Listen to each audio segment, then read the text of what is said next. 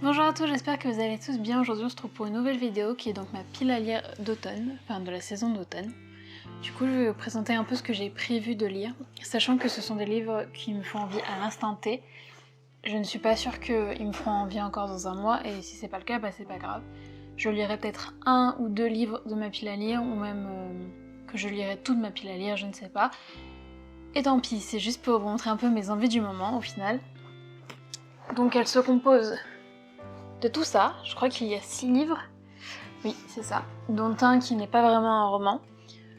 Donc comme je vous disais, je vais peut-être lire 1 ou 2 romans cet automne, ou je vais peut-être en lire 12, on s'en fiche. Ce n'est pas un challenge, c'est juste une indication de mes envies, voilà. Vous verrez donc que dans cette pile à lire, il y aura beaucoup de magie, je pense, de fantastique, puisque je ne sais pas pourquoi, l'automne rime avec magie dans ma tête. Sûrement à cause d'Halloween et à cause des sorcières qu'on voit partout dans les rues à cette époque. Enfin du moins il y a longtemps, parce que maintenant on le fait plus trop. On va commencer tout de suite avec le premier roman qui est donc L'Enchanteresse, qui est donc le tome 3 de la série Les Secrets de l'immortel Nicolas Flamel, que je dois lire dans mon Kill Saga. Et ça tombe bien puisque comme pour moi automne rime avec magie, ça tombe très bien, en fait on est pile dans le thème. Ça reste quelque chose de très enfantin, de très jeunesse, donc très agréable à lire. En automne, on se prend pas la tête, enfin du moins pour moi. Et j'ai très envie de découvrir la suite de la série pour pouvoir enfin avancer et connaître enfin le fin mot de l'histoire. Donc il sera à lire en automne normalement. Ensuite, on reste dans la magie puisque c'est le tome 1 de Grisha. Alors, je le mets dans ma pile à lire parce que j'ai très envie de le lire, mais ça fait déjà 2 fois que j'essaye. Donc ce sera l'ultime essai. Et sinon, tant pis, je m'en séparerai. Mais je me dis que, comme je vous l'ai dit, la magie, c'est l'automne pour moi. Il n'y a pas de meilleure saison pour commencer. On va mettre toutes mes chances de mon côté. On continue toujours dans la magie. Clairement, je pense que pratiquement toute ma pile à lire, c'est ça.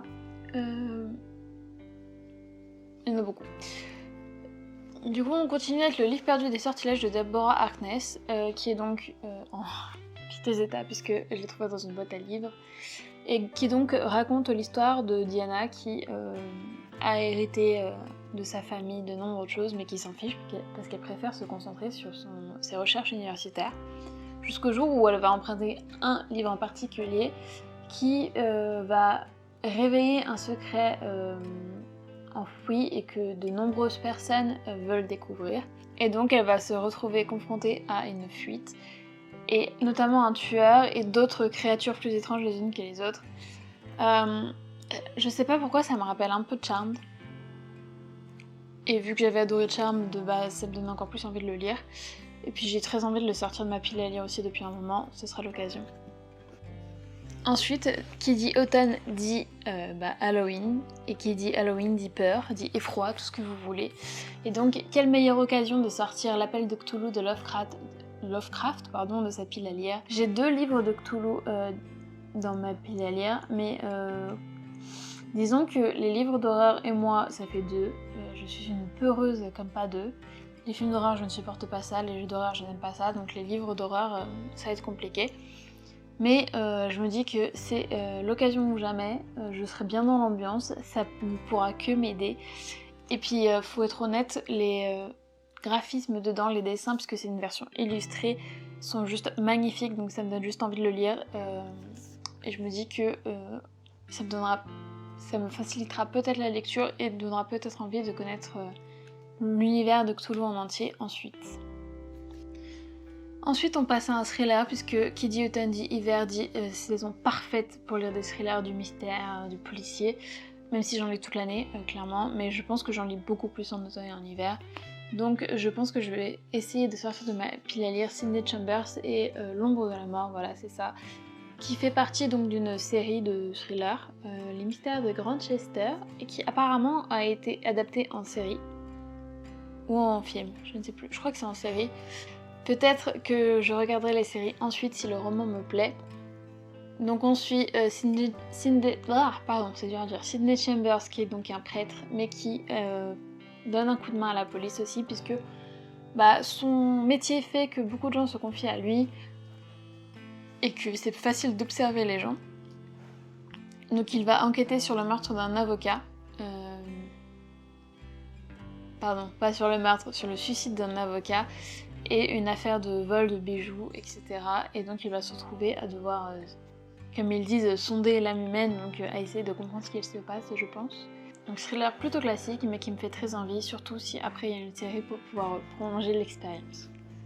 Dernier livre de ma pile à lire, et non des moindres, qui est donc Les fantômes de Harvard, de Francesca Saritella, dont je vous avais parlé dans les sorties littéraires, donc je vous l'avais présenté à ce moment-là, mais je vais très vite fait vous faire refaire le résumé. On suit Cadence qui a été acceptée à Harvard, mais ça ne fait pas la joie de toute sa famille, puisque c'est à Harvard que son grand frère s'est suicidé. Son grand frère qui était schizophrène, mais Cadence ne peut pas croire que c'était juste une simple crise de schizophrénie, et elle va tout faire pour découvrir ce qui l'a poussé au suicide, ce qui s'est passé, et la seule chose qu'elle a pour enquêter, c'est un cahier bleu que tenait son frère, son père, n'importe quoi.